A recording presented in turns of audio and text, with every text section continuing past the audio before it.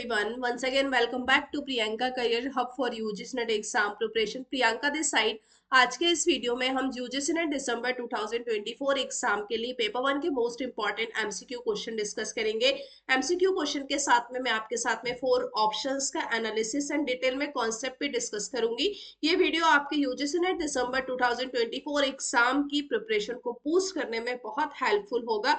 जो हमारे बच्चे बिगनर्स हैं या जो पहले से तैयारी कर रहे हैं उनके लिए भी ये वीडियो बहुत ही इंपॉर्टेंट होने वाला है।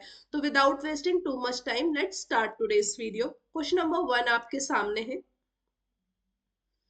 Question number 1, what among the following is incorrect about Swayam Prabha?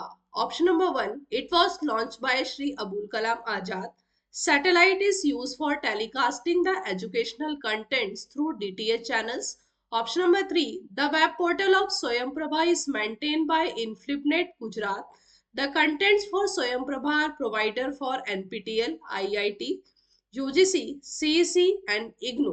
Question में आपको स्वयं के बारे में बताना है, स्वयं Prabha.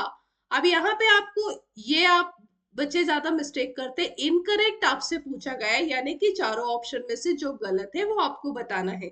Option number 1, it was launch by Shri Abul Kalam Azad, नहीं, तो आंसर जो होगा हमारा फर्स्ट होगा। क्यों?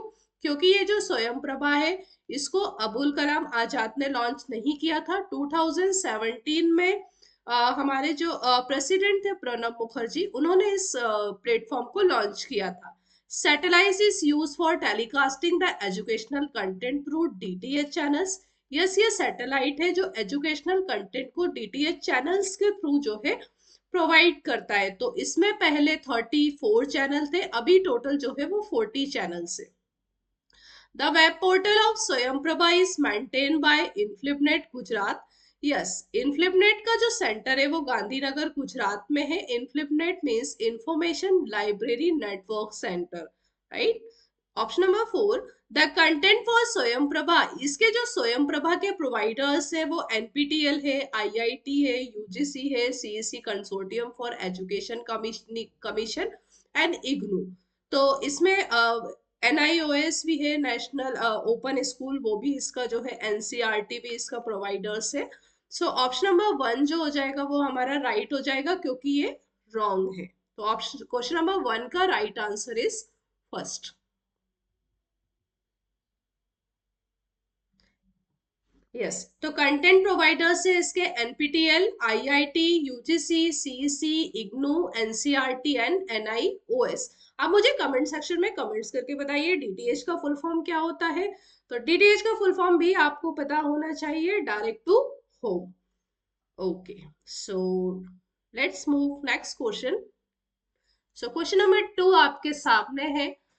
3 major actions in the process of communication are. Communication की प्रोसेस में कौन से 3 मेजर एक्शंस है? Option number A receiving, sending, reviewing, option number D interpreting, option number E analysing. आपको बताना है कि कम्युनिकेशन की प्रोसेस में कौन से मेजर एक्शन है जो हमारे द्वारा परफॉर्म किए जाते हैं कम्युनिकेशन में। तो आप सभी को पता है SMCR जो है ये बर्लो ने इस मॉडल को दिया था कम्युनिकेशन का, जिसमें हमारे पास 4 पॉइंट्स है, source, message, channel and receiver. Source means sending, message, channel and receiver. जब भी हम कम्युनिकेशन करते हैं फर्स्ट थिंग इज दैट कि हमारे पास सेंडर होना चाहिए। सेंडर और रिसीवर दोनों का बहुत ही इंपॉर्टेंट रोल होता है कम्युनिकेशन में। तो रिसीवर जो होगा वो आपका राइट हो जाएगा, सेंडिंग भी हमें चाहिए, बी भी आपका राइट होगा। रिव्यूइंग, रिव्यू इतना इंपॉर्टेंट एक्शन नहीं है कम्युनिकेशन में, it's depends on the situation. Interpret, yes, interpreting हो जाएगा, क्योंकि इंटरप्रेट करना मीन्स किसी भी चीज को के मीनिंग को अंडरस्टैंड करना। एनालाइजिंग भी आपका नहीं होगा। तो आंसर जो होगा ABD, option number 3 is the right answer. ये जो SMCR का कम्युनिकेशन मॉडल है ये बर्लो ने दिया था। Okay, question number 3, arrange the following states in ascending order to their area of under forest cover।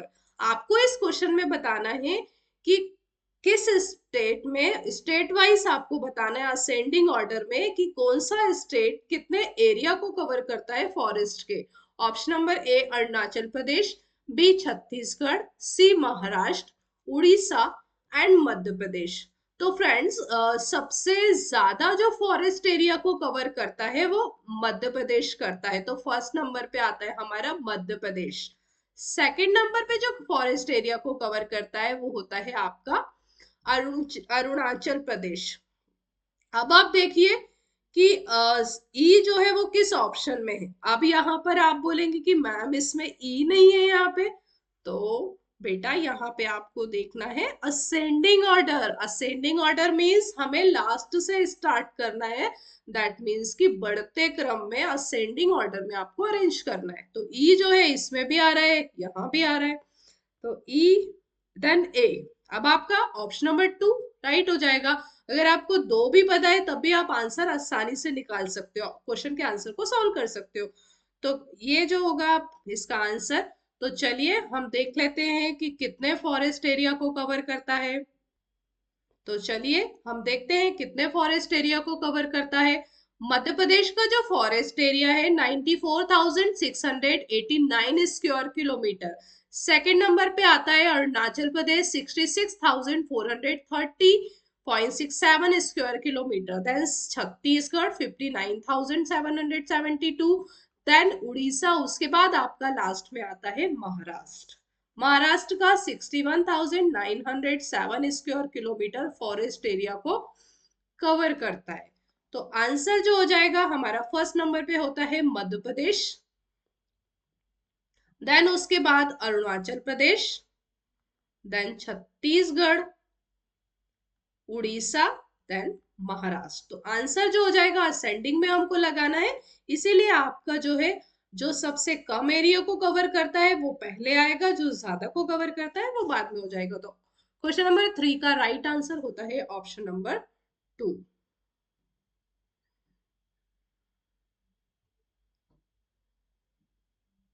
Okay, question number 4 आपके सामने है। According to national credit framework, the credit level earn after doctoral degree PhD will be option number 1 7, option number 2 8, option number 3 9 and option number 4 10। तो national credit framework जो होते हैं friends उसमें total 8 levels है। National credit framework जो PhD है वो हमारा हायर एजुकेशन है, तो हायर एजुकेशन जो है वो टॉप लेवल है, तो ये जो लेवल होता है वो 8 होता है। तो आइए हम देखते हैं इसमें लेवल जो है हम डिस्कस, अगर इससे रिलेटेड क्वेश्चन एग्जाम में आया, आपसे पीजी का पूछ लिया, तब आपको पता होना चाहिए। लेवल नंबर 1, लेवल नंबर 1 जो होता है वो प्री स्कूल के लिए होता है, क्लास 5 के लिए।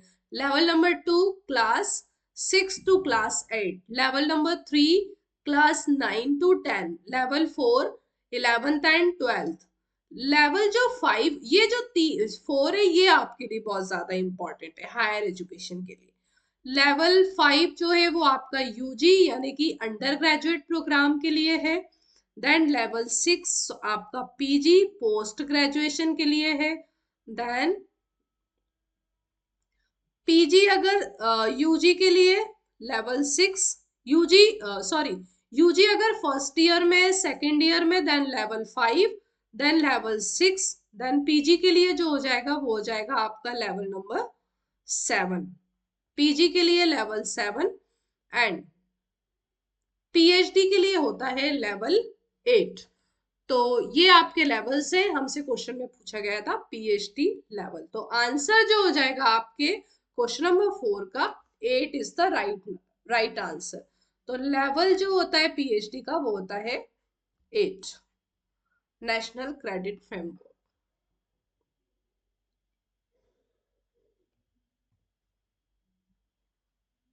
Next question number 5, which of the following is known as one nation one students ID card? Option number 1 Aadhaar card, 2 PAN card, option number 3 APAR card, option number 4 voter ID card। So friends, one nation one students ID card जो होता है वो होता है APAR card। ये जो है students को रजिस्ट्रेशन करना होता है, स्कूल एंड कॉलेज के जो स्टूडेंट्स होते हैं उनको अपने क्रेडिट से रिलेटेड इंफॉर्मेशन और उन्हें अपनी एजुकेशन से रिलेटेड इंफॉर्मेशन को प्राप्त करने के लिए, रिसीव करने के लिए ये एक डिजिटल आईडी कार्ड है जो लाइफ टाइम तक हम इसको यूज कर सकते हैं, लाइफ टाइम तक इसका एक्सेस रहता है, लॉन्ग टाइम तक। इसमें रजिस्ट्रेशन करके आप किसी भी टाइप की इंफॉर्मेशन जो आपके क्रेडिट से रिलेटेड है, जो आप ग्रेजुएशन करते हैं, पोस्ट ग्रेजुएशन जो क्रेडिट आपको अर्न करते हैं, वो इसमें आप डिजिटली देख सकते हैं। APAAR card is the right answer.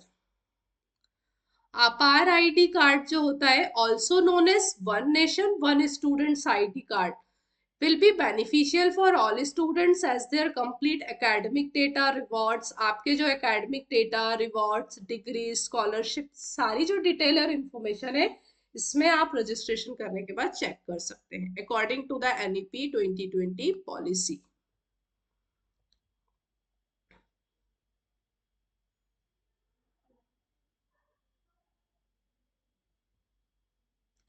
Okay, next question number 6. Which of the following criteria in research relates mainly to the issue of causality? Option number 1, transferability. Option number 2, measurement validity. Option number 3, external validity. And 4, internal validity. आपको validity का question बताना है, तो causality का means होता है cause and effect. Cause and effect means causality. तो friends, जहाँ पे हम कॉज एंड इफेक्ट को चेक करते हैं रिसर्च में अपनी स्टडी के लिए, हम कॉज एंड इफेक्ट की बात करते हैं, तब उसको हम बोलते हैं इंटरनल वैलिडिटी, राइट। अगर हम अपनी रिसर्च की स्टडी में आउटसाइड द कंटेंट कुछ कलेक्ट करते हैं, आउटसाइड द कंटेंट कुछ फाइंड आउट करते हैं आउटसाइड से, तो that is called your external validity.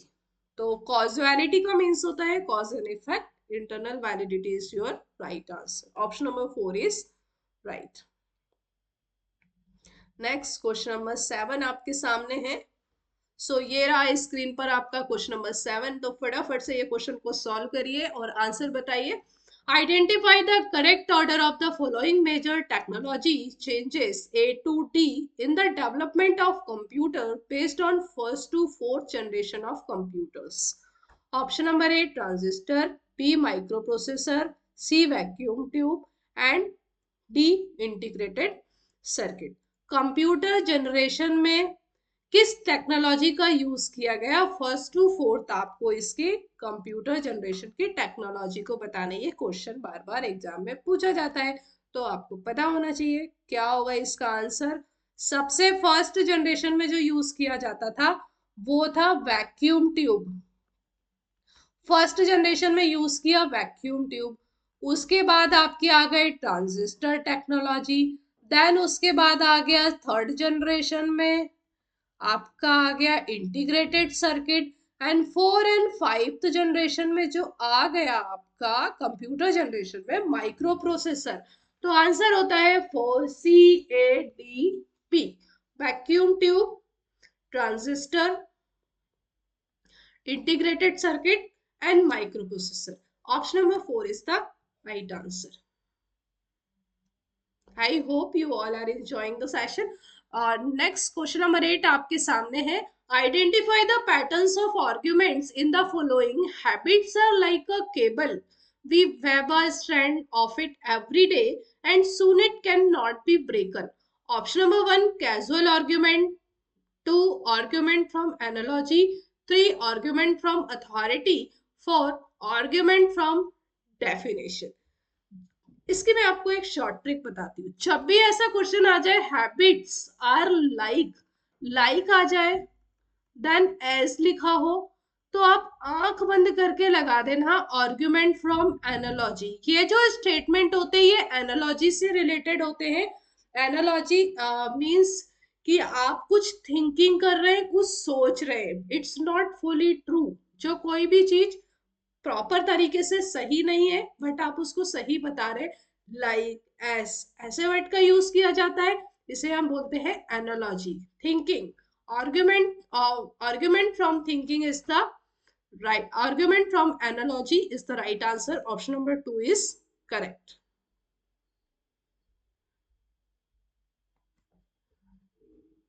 Next question number 9 आपके सामने है। यस, मैच द पेयर सब आपको करना है क्वेश्चन नंबर 9 में। ये है हमारा कम्युनिकेशन का question. Interviewers, newspaper, classroom and meditation. तो इंटरव्यूज, आपको पता है इंटरव्यूज जो होता है उसमें एक होता है कैंडिडेट, एक होता है इंटरव्यू लेने वाला यानी कि इंटरव्यूअर। तो जब दो की बात करें, जब दो पर्सन के बीच में कम्युनिकेशन हो रहा है उसको हम बोलते हैं इंटरपर्सनल कम्युनिकेशन।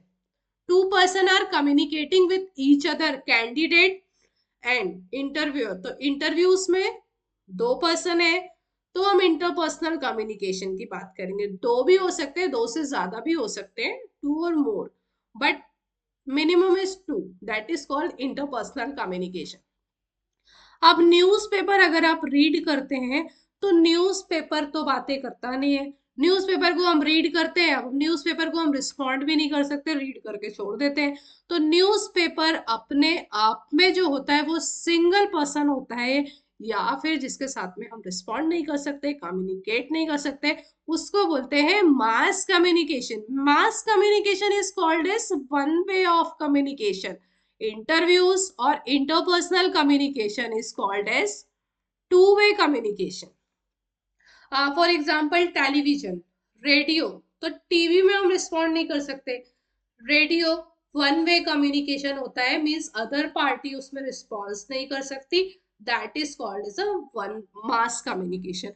तो interpersonal is your two way, newspaper is your one way of communication, like newspaper, like TV and radio. Classroom, classroom में क्या होता है, टीचर एंड बहुत सारे स्टूडेंट्स होते हैं, तो इसको हम बोलते हैं जब ग्रुप में कम्युनिकेशन कर रहे हैं, जब ज्यादा लोग हैं तब हम उसको बोलते हैं group communication. Classroom communication is a group communication. अब बात करते हैं हम मेडिटेशन। मेडिटेशन और स्पिरिचुअलिटी जिसमें हम खुद से बातें करते हैं उसे बोलते हैं इंट्रापर्सनल कम्युनिकेशन। अगर आप सेल्फ टॉक कर रहे हो, खुद से बातें कर रहे हो, मिरर के सामने खड़े हो, खुद से बातें कर रहे हो, intrapersonal is also called as one way of communication. यहाँ पे सेकंड पर्सन, सेकंड पार्टी का कोई भी रोल नहीं है, तो that is called meditation is your intrapersonal communication. So option number 4 is your right answer. Interview का हो जाएगा इंटरपर्सनल 3, ए का 3, बी का 4, क्लासरूम 1, मेडिटेशन 4। सो क्वेश्चन नंबर 9 का जो राइट आंसर होता है option number 4 is your correct answer. Next question number 10, people development environment का क्वेश्चन है। फ्रेंड्स, ये आपसे क्वेश्चन पूछा गया सस्टेनेबल डेवलपमेंट गोल। तो सस्टेनेबल डेवलपमेंट गोल में आपसे गोल के नंबर पूछे गए। सस्टेनेबल डेवलपमेंट गोल में एसडीजी में टोटल 17 गोल होते हैं, राइट। टोटल जो होते हैं 17 गोल होते हैं। इसकी जो थीम होती है, थीम है transforming our world, zero hunger. Zero hunger जो होता है वो 2 नंबर का गोल होता है। फर्स्ट होता है आपका poverty, goal number 1, goal number 2 zero hunger. Sustainable cities की अब आप बात कर रहे हैं, सस्टेनेबल सिटीज एंड कम्युनिटीज आपका हो जाएगा 11। अब आप देखिए ए का जो हो रहा है वो हो रहा है 3, then sustainable cities, yes first आपका राइट आंसर होगा। अगर आपको दो नहीं पता है तब भी आप आंसर टिक करके आगे बढ़ सकते हैं। अफोर्डेबल एंड क्लीन एनर्जी हो जाता है आपका goal number 7, and climate action is your sustainable development goal number 13। Millennium development में एमडीजी में टोटल 8 गोल होते हैं एंड एसडीजी में टोटल 17। ये जो आया था मिलेनियम डेवलपमेंट गोल 2000 पे, इसके टारगेट को अचीव करना था 2015 तक। एसडीजी जो आया था आपका 2015 तक, 15 में, बट हमें इसके टारगेट को अचीव करना है 2030 तक। सो क्वेश्चन नंबर 10 का राइट आंसर होता है फर्स्ट। सो ये पीडीएफ में आपके साथ में शेयर कर दूंगी, इससे रिलेटेड कंटेंट आप थोड़ा सा पढ़ लीजिएगा। No poverty goal number 1, goal number 2 zero hunger, good health 3, गरीब के पास खाना नहीं है गोल नंबर 1, भूख लग रही है गोल नंबर 2, हेल्थ खराब है गोल नंबर 3, पढ़ने का मन नहीं करता, गोल नंबर 4। अब भेदभाव होता है, goal number 5। Clean and water sanitation, अच्छा पानी हमें पीने के लिए चाहिए, गोल नंबर 6। अफोर्डेबल एनर्जी चाहिए, गोल 7। डिसेंट वर्क, सभी को जॉब चाहिए, गोल नंबर 8। जॉब मिली तो हमने इंडस्ट्री लगा दी, गोल नंबर 9। अब हमें इनइक्वालिटीज को दूर करना है, 10। सस्टेनेबल सिटीज एंड कम्युनिटीज, अब हमें सिटीज को सस्टेनेबल बनाना है कम्युनिटीज के लिए। देन हमें कंजम्पशन और रिस्पॉन्स सोच समझ के करना है। क्लाइमेट एक्शन अच्छा रखना है ताकि हमारा पॉल्यूशन ना हो। लाइफ पानी के नीचे, लाइफ बिलो वाटर, पानी के ऊपर, life on land. Then peace, justice and strong institution, हमें शांति बना के रखना है। 16, partnership of the goal is the last 17 goal. May I hope this trick will help to learn from this sustainable development goal. Next question number 11. The acronym स्वयं represent, आपको स्वयं का फुल फॉर्म बताना है। तो स्वयं का जो फुल फॉर्म होता है, study web of active learning for young experience minds. Option number 3 जो होगा वो राइट होगा, study webs of active learning for young aspirant minds. Option number 3 is the right answer. Next question number 12. In ancient India, Ujjain was famous for the study of option number 1 anthropology, option number 2 astronomy, option number 3 archaeology, option number 4 geology. तो ancient India में उज्जैन जो famous था वो astronomy और mathematics के लिए famous था। तो अगर फर्स्ट नंबर पे पूछा जाए तो सबसे ज्यादा अगर फेमस था एंशियंट टाइम में उज्जैन, तो वो एस्ट्रोनॉमी के लिए फेमस था। Option number 2 is right. Next question number 13. Qualitative research is generally associated with inductive approach, deductive approach, positivism and objectivism. तो क्वालिटेटिव रिसर्च यानी कि हम रिसर्च में जो स्टडी करते हैं वो ऑब्जर्वेशन के बेसिस पे करते हैं, वो होती है हमारी इंडक्टिव रिसर्च, इंडक्टिव अप्रोच।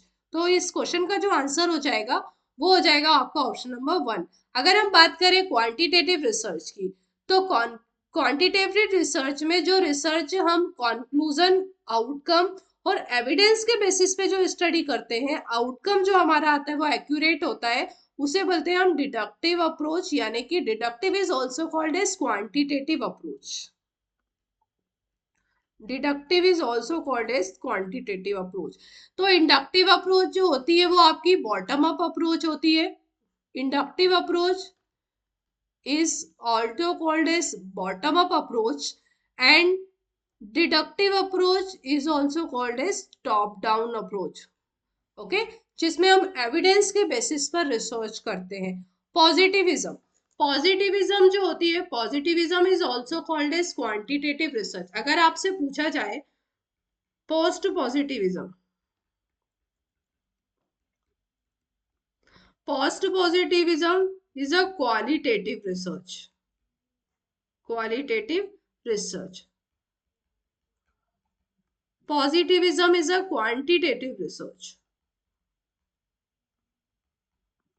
तो इसका जो आंसर हो जाएगा वो इंडक्टिव हो जाएगा, जिसमें हम ऑब्जर्वेशन और असम्पशन के बेसिस पे स्टडी करते हैं रिसर्च की, दैट इज क्वालिटेटिव। जिसमें डेटा एक्यूरेट होता है, आउटकम एक्यूरेट आता है, एविडेंस के बेसिस पे जो रिसर्च होती है, that is called your deductive approach. Next, question number 14.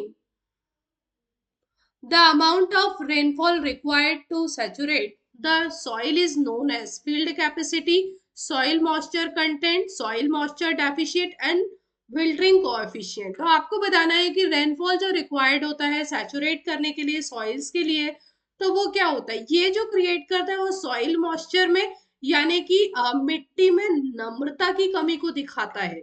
Rainfall जो रिक्वायर्ड होता है सैचुरेशन के लिए, soil is known as a soil moisture deficit. Your answer number, option number 3 is your right answer. Next, question number 15. Which of the following recommended the linkage of universities with outside autonomous research organization? Option number 1 Indian council of medical research education commission 1964-66। Option number 3 Indian council of agriculture research.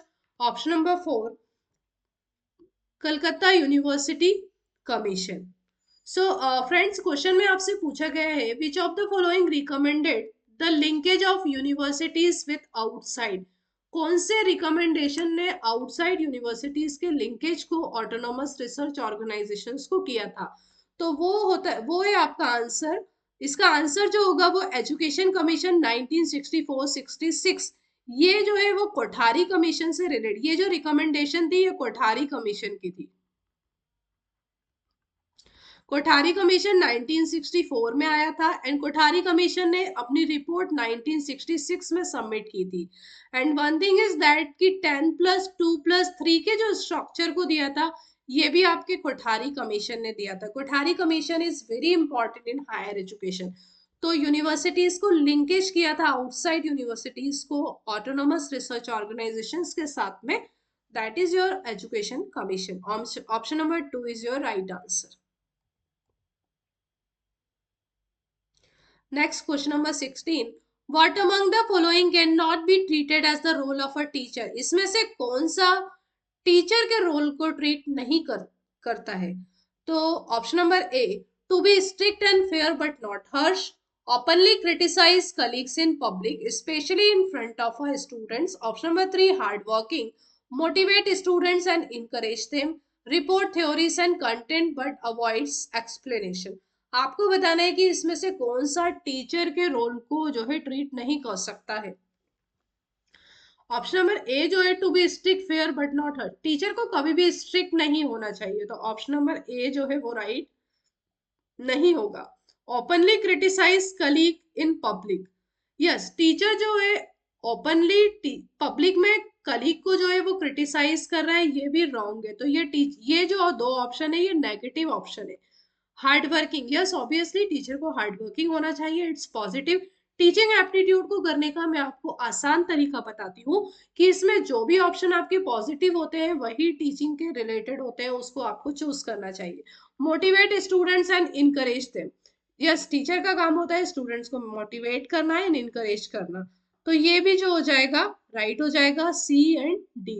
Report theories and content but avoids explanation, तो ये भी जो हो जाएगा वो आपका right हो जाएगा। टीचर जो है थ्योरीज एंड कंटेंट को रिपोर्ट कर रहा है बट एक्सप्लेनेशन को अवॉइड कर रहा है, क्योंकि एक्सप्लेनेशन को अवॉइड कर रहा है इसके मतलब कि ये सिचुएशन के ऊपर डिपेंड करता है कि किस टॉपिक में एक्सप्लेनेशन नीडेड है या किस टॉपिक में एक्सप्लेनेशन नीडेड नहीं है।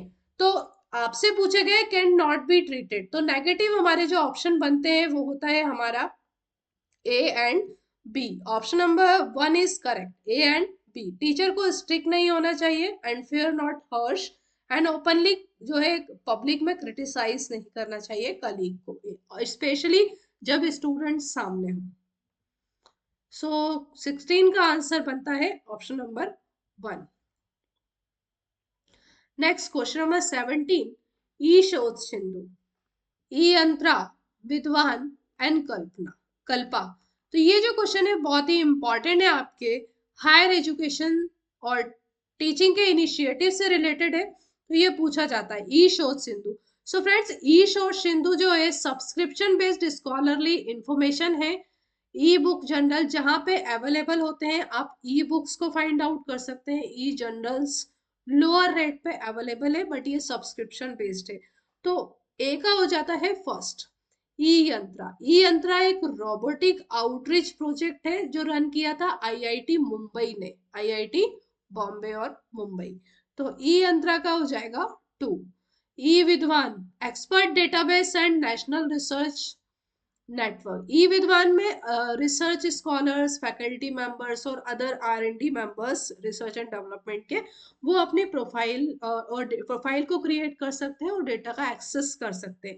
तो ये रिसर्च से रिलेटेड है ई विद्वान। तो आपके तो मजे ही हो गए, ए का 1, बी का 2, सी का 3, डी का 4, मजे ही हो गए। E Kalpa, digital learning environment for design. Digital learning और एनवायरनमेंट जो कॉलेज एंड इंस्टीट्यूशंस डिजाइन से रिलेटेड कोर्स प्रोवाइड करते हैं उनको ये हेल्प करता है ई कल्पा। तो डिजिटल लर्निंग आपको याद रखना है यंत्रा रोबोटिक्स से रिलेटेड है, कल्पा डिजाइन से रिलेटेड है, विद्वान रिसर्च से रिलेटेड है, देन ई शोर सिंधु जो है आपका रिसर्च। तो मैं आपको इसकी शॉर्ट ट्रिक बता देती हूँ। ई जनरल से रिलेटेड है शोर सिंधु, यंत्रा आपका रिलेटेड है रोबोटिक्स, ई विद्वान रिसर्च स्कॉलर से रिलेटेड है रिसर्च नेटवर्क, ई कल्पा डिजाइन से रिलेटेड। तो अब आप जो है इसके रिलेटेड कॉन्सेप्ट कभी नहीं भूलेंगे। तो बनता है हमारा answer option number 3। Next question number 18, the process of telling research participants of any deception process in study is known as active deception, passive deception, dehoxing and desanitizations. So question में आपसे पूछा जाता है कि प्रोसेस ऑफ टेलिंग रिसर्च, अगर आप अपने research की प्रोसेस या उसमें कुछ गलती हुई है या कुछ मिसलीडिंग हुई है या कुछ गलत बिहेवियर हुआ है या फिर हम बोल सकते हैं कि कुछ अननेसेसरी थिंग्स हुई है, तो उससे रिलेटेड चीजें आपको अपने पार्टिसिपेंट्स को अगर आप बता रहे तो इसे बोलते हैं डीहॉक्सिंग। मिसलीडिंग इंफॉर्मेशन या फिर ट्रुथ के बारे में रिसर्च से रिलेटेड जो आप ट्रुथ आप एक्सप्लेन कर रहे हैं पार्टिसिपेंट्स को, तो इसे हम बोलते हैं dehoaxing. Option number 3 is your right answer. If you like this video, don't forget to subscribe the channel and अपने फ्रेंड्स के साथ में भी ज्यादा से ज्यादा शेयर कर दीजिएगा। Next question number 19, first printing press in India was established at option number 1 Goa, 2 Kerala, 3 Tamil Nadu and 4 Bengal. India में फर्स्ट प्रिंटिंग प्रेस जो है वो 1556 में हुई थी, जब हम जो है पैदा भी नहीं हुए थे, इस दुनिया में भी नहीं आए थे, तब ये जो है स्टैब्लिश हुई थी, जो कि थी गोवा में। तो आंसर जो आपका बनता है option number 1, first printing press Goa was established at Goa. Last question, basic factors of listening are, listening के क्या बेसिक फैक्टर्स होते हैं? Option number A self interest, B speaker, C fact, style of speaking and atmosphere. Listening, सबसे पहले listening जो आपका depend करता है वो सेल्फ इंटरेस्ट के ऊपर डिपेंड करते हैं। वाई? क्योंकि हम किसको सुनना चाहते हैं और हम क्या सुनना चाहते हैं ये हमारे इंटरेस्ट के ऊपर डिपेंड करता है। तो ये ऑप्शन नंबर ए जो होगा वो राइट होगा। स्पीकर के ऊपर भी डिपेंड करता है, yes. Fact is not important for the listening. Style of speaking, कौन सा पर्सन किस स्टाइल में बात कर रहा है, वे ऑफ टॉकिंग क्या है, उसका बोलने का क्या तरीका है, उसी से हम प्रभावित होते हैं, उसी से अट्रैक्टिव होते हैं। एटमॉस्फेयर का इसमें कोई रोल नहीं होता लिसनिंग में।